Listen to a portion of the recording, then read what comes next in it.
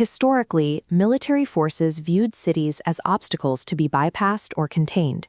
Today, concentrated global populations and infrastructure have eliminated that option.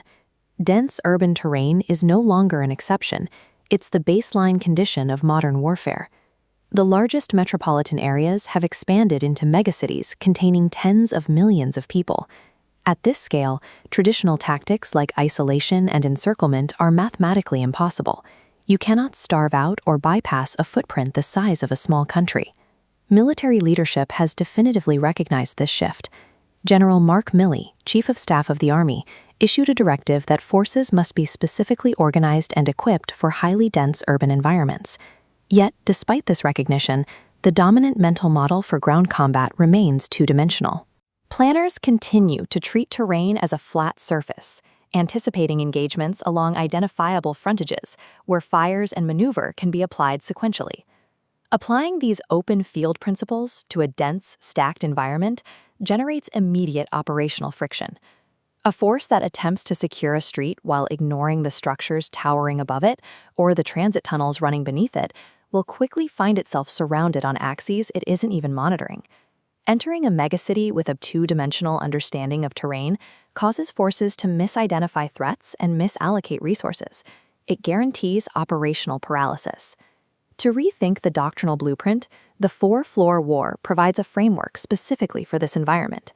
It describes the vertical stratification of combat. A unit evacuates civilians up top, detains targets in the middle, fights on the ground, and defends the basement. Figuratively, the four-floor model represents the integration of non-physical dimensions. The physical structure acts as a container for the informational, electromagnetic, and cognitive layers that permeate the operational volume. Success requires commanders to abandon sequential phasing. They must manage all four vertical and non-physical layers simultaneously, within the exact same operational moment. This transition requires dismantling the traditional map. Two-dimensional representations fail to capture the city's true geometry. We must view the battle space as a volume. A 10-story building offers 11 times the defensible space of its footprint once you include the roof and basement. These civilian structures act as incidental military fortifications.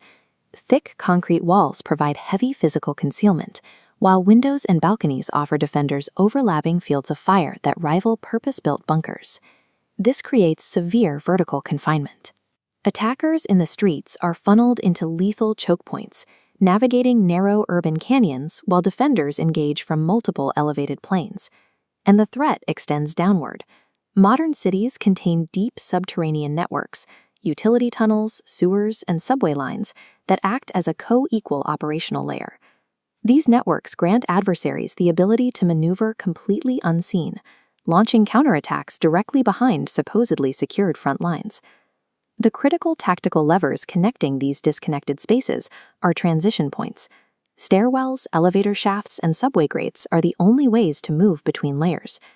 Establishing physical presence on a street is an illusion of control if the vertical elevations above and the subterranean transition points below remain contested. The defining feature of this volumetric terrain is the massive, persistent presence of civilians. In a sudden conflict, millions of residents simply cannot evacuate. Military doctrine frequently views these populations as a secondary concern, either as passive targets for aid or as frustrating constraints on the use of heavy weapons.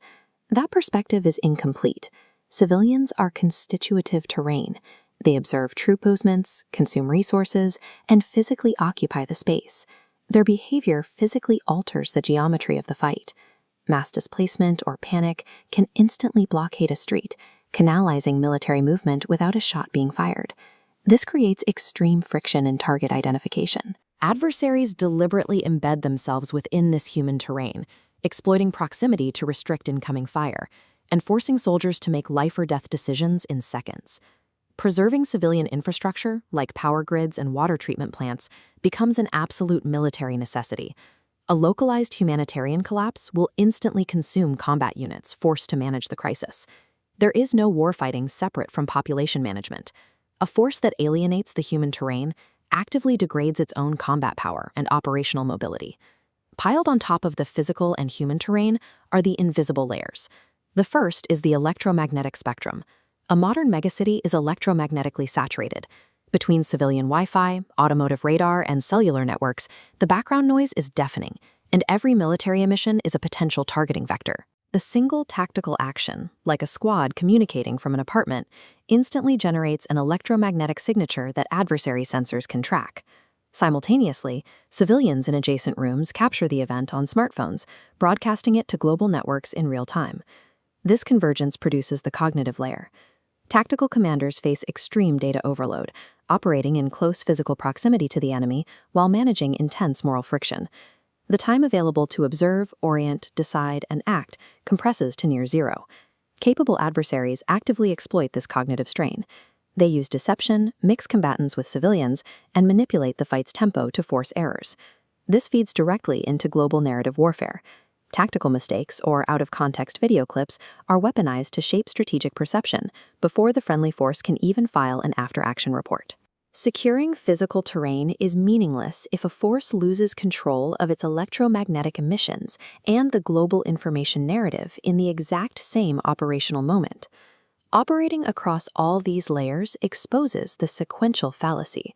You cannot clear a block, secure the information, and then stabilize the population in predictable phases. Everything must happen at once.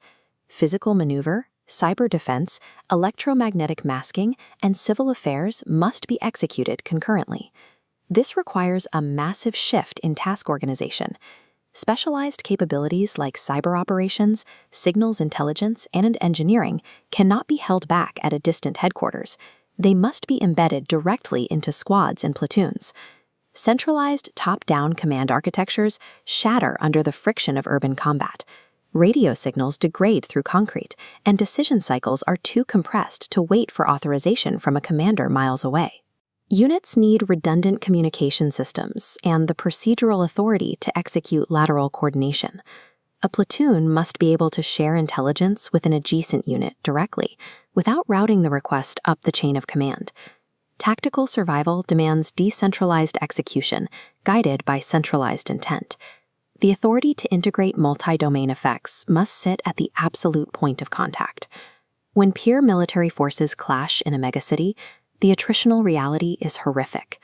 High-intensity fires and urban clearance produce destruction that counterinsurgency models never anticipated. We cannot rely solely on technology to bypass this brutality. Artificial intelligence, advanced sensors, and precision munitions are multipliers, but they cannot replace the human requirement to secure a basement, clear a stairwell, and look civilians in the eye. Military institutions must adapt comprehensively.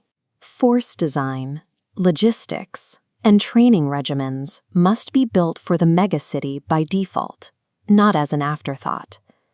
Frameworks like the four-floor war are necessary tools to align force structure with the actual conditions of the battle space. The four-floor war is already the present condition of ground combat. Victory will belong solely to the forces that abandon the illusion of the flat battlefield and master the brutal friction of the layered city.